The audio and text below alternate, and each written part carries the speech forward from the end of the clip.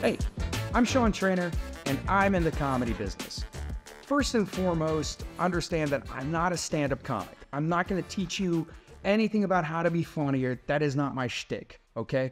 Instead, what I want to do is I want to drop some of the knowledge that I've learned over the last 20 years on you, and hopefully you can navigate the waters of this industry a little bit better.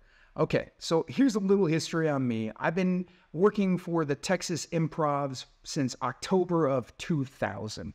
That dates me, I get it. But during that time, I really studied stand-up comedy and I understand the business. I come from a marketing background, so any opportunity I can gain knowledge from comedians, it is just something I can pass on to individuals like you.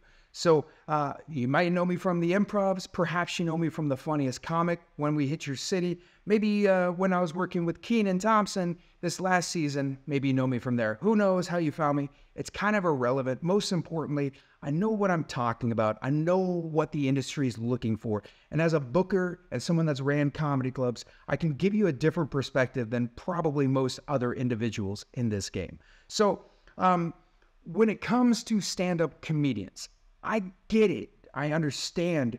I totally comprehend the sacrifices you put yourself through daily, weekly, monthly, and yearly. That's the soccer games with your kids you don't get to attend. Perhaps it's the weekend getaways with friends that you can't do because you're booked. Maybe it's your mother-in-law that thinks you're a loser because you've got this dream and this is something you want to achieve. I have solutions for you. It's really simple. You have to first understand how serious you are about being a comic, okay? There is what's called a professional comic, and there's what's called a hobbyist comic. I don't call it an amateur. I call it a hobbyist. A professional comic does X, Y, Z, and a hobbyist just works on the comedy, okay? I don't care if you've been doing this for 20 years. If you don't have a foundation in the business, it is a hobby.